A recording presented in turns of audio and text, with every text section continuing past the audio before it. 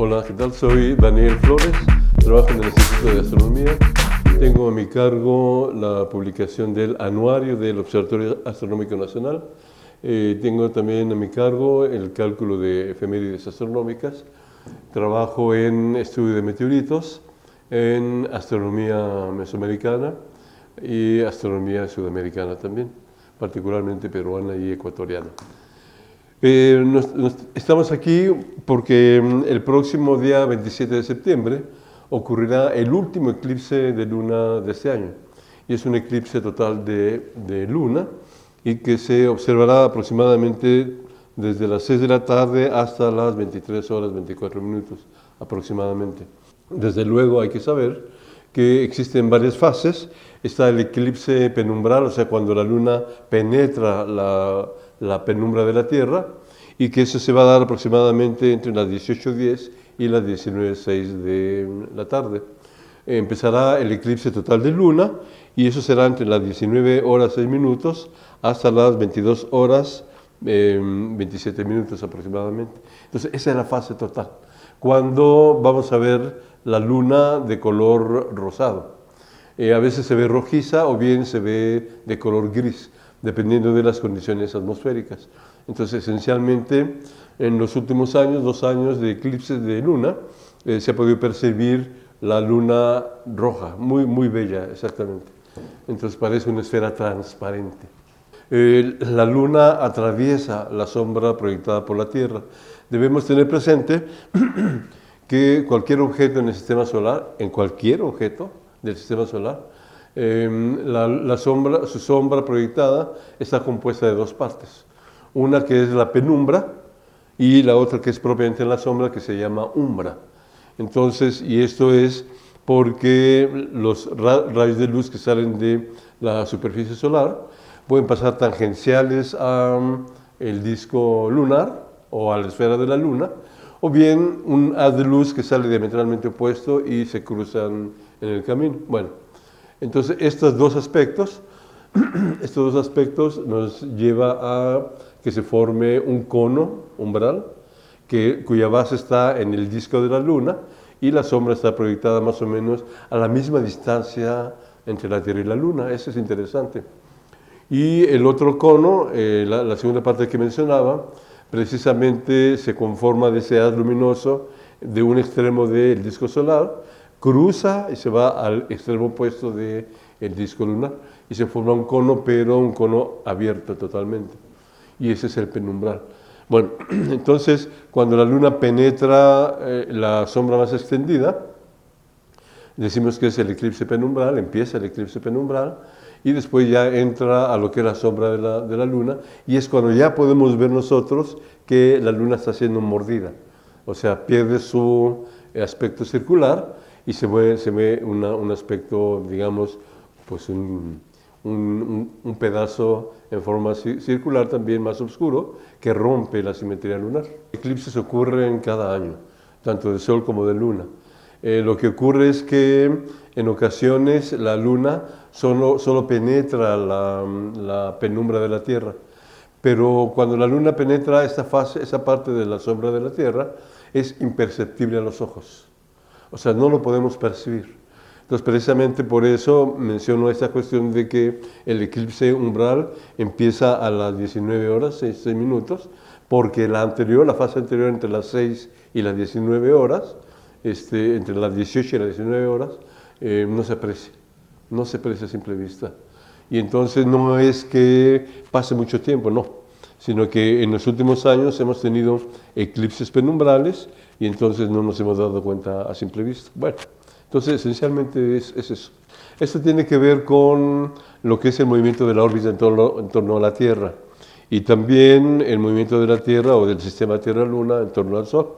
Entonces, mencionaba la longitud del cono de la umbra, y entonces es prácticamente la distancia entre la Tierra y la Luna. Si esto no se diera, si fuera más corta, nunca veríamos eclipses en la Tierra. Y entonces es esta cualidad de las órbitas de la Tierra y de la Luna, particularmente de la Luna, que hace que la Luna toque la superficie de la Tierra. Claro, en este caso estoy hablando de un eclipse total de Sol, ¿de acuerdo? Entonces, en el esquema del eclipse de luna, entonces en este caso, cuando la luna cruza la sombra de la Tierra, entonces si coincide, por ejemplo, con el perihelio, entonces la duración del eclipse va a ser mayor, o perigeo, la distancia mínima entre la Tierra y la Luna. Pero cuando la distancia entre la Tierra y la Luna es mayor, es cercano al apogeo, entonces la duración de un eclipse es menor. Ajá. Claro, ¿por qué? Pues porque estamos atravesando una mayor cantidad de cono que en el caso de un apogeo. Claro, sí, eso tiene que ver precisamente cuando la luna ya entra a la sombra de la Tierra, a la umbra, cuando la luna está contenida totalmente, entonces entra en juego la luz que atraviesa la atmósfera de la Tierra. Entonces, cuando atraviesa la atmósfera de la Tierra, como hay mucho polvo y hay muchos residuos ahí de la actividad humana, entonces parte de la luz que pasa es la roja.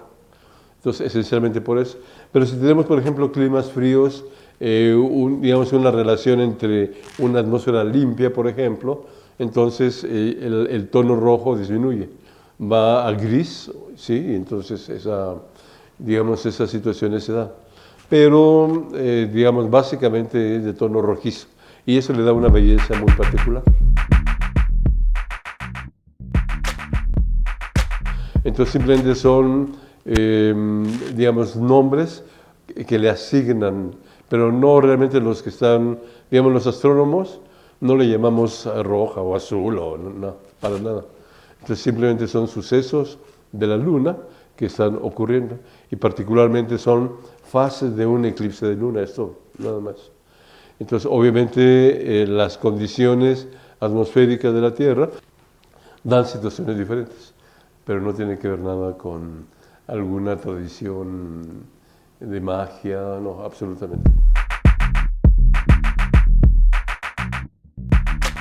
Precisamente, o sea, le dan ese carácter para llamar la atención y que sean leídos o sean oídos, digamos, las personas que escriben esta parte.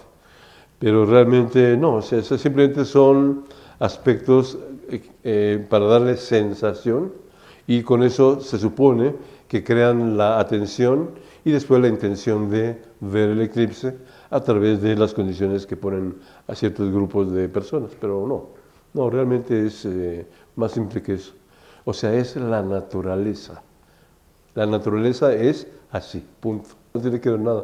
Y menos un eclipse de luna. Un eclipse de luna es simplemente la reflexión de la luz del sol en la superficie lunar, y es lo que nosotros vemos. Entonces, cuando la luna atraviesa la umbra de la Tierra, entonces vemos que va siendo mordida hasta que se convierte, en vez de un tono gris oscuro, comparado con el disco lunar blanco, entonces se convierte en un instante, se prende la luz roja. Entonces, y esas son esas partes, mientras más se va acercando a la totalidad, vemos estas tonalidades que comentas.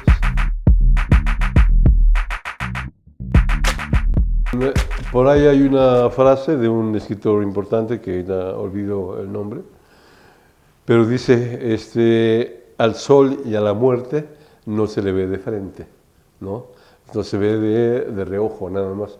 ¿Y por qué? O sea, en este caso, la luz del sol, si queremos verla con los ojos directamente, entonces el gran peligro es que, como nuestros ojos no tienen, digamos, terminaciones nerviosas, entonces nosotros vamos a estar quemando nuestro ojo con la radiación de rayos ultravioleta o el calor muy intenso, y no lo sentimos, no lo sentimos. Entonces por eso es muy importante no ver el sol directamente. Sí, en el caso de la luna no es así. Precisamente comentábamos que nosotros veamos la luz intensa en el disco lunar es una reflexión. Y entonces los rayos de alta energía, como en los ultravioletas, se quedan allá, no se reflejan, ¿de acuerdo? Pierden su intensidad y entonces ya no es riesgoso para los ojos estar viendo la luna llena. Y qué bueno, ¿no? Porque entonces las lunas llenas dejarán de ser románticas. Digamos, lo que es la percepción humana. Entonces, la mente humana, al ver el disco lunar, siempre trata, o en general sombras o cualquier otro arreglo de líneas o de estrellas, nuestro cerebro trata de componerlas en objetos conocidos para nosotros. Entonces resulta que en el caso de la Luna, obviamente estas figuras que están dibujadas en la superficie lunar tienen que ver con la distribución de los cráteres y de los mares. Entonces los mares y los cráteres dan una sensación diferente, dan diferentes tonalidades en la superficie lunar. Entonces, dependiendo de digamos, el contenido cultural de las mentes humanas, ¿no? Entonces ven cosas diferentes. Por ejemplo, en Europa no pueden ver el conejo. Entonces ven allá otras cosas. Ven un perrito, ven una pareja, una mujer, el rostro de una bella mujer también. Pero, o sea, el conejo difícilmente lo ven. Y aquí, para nosotros, vemos el conejo. Y está en acción de correr. Entonces está con las orejitas para atrás, y así. En efecto. Y entonces es muy mesoamericano, también un poco en Sudamérica, pero prehispánica, ver el conejo de la luna. Ajá. Pues más que mito es una relación cultural dentro de nosotros, en nuestra mente, que nos lleva a ver ese conejo. Si nos vamos a nuestra niñez, que ya no nos acordamos, entonces alguien en algún momento, mira el conejo en la luna, y ya tenemos esa percepción, nosotros conocemos los conejitos y lo percibimos. Pero esa es una herencia que nosotros tenemos de generación en generación. Bueno, luna de sangre. No, es que no quiero utilizar esa frase, pero luna de sangre. Es que en los eclipses de luna siempre se da. Es como la luna azul, también lo mismo. O sea, es una blanca y la luna azul es blanca también. Y entonces, en el caso de un eclipse, ahí sí se convierte el color. Sí, en pocas veces se ha visto gris de lo que recuerdo. Entonces, evítame llamar luna de sangre. No. Simplemente, sí, o sea, disfrutar de un suceso astronómico, periódico, y que cada año ocurren.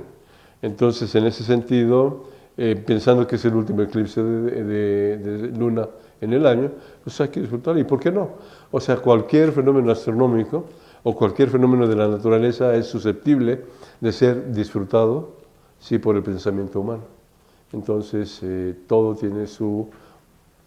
Bueno, simplemente que nosotros percibamos un eclipse, que sepamos cuándo va a ocurrir, tiene que ver precisamente con esta actividad humana de explicar los sucesos de la naturaleza y particularmente los sucesos astronómicos.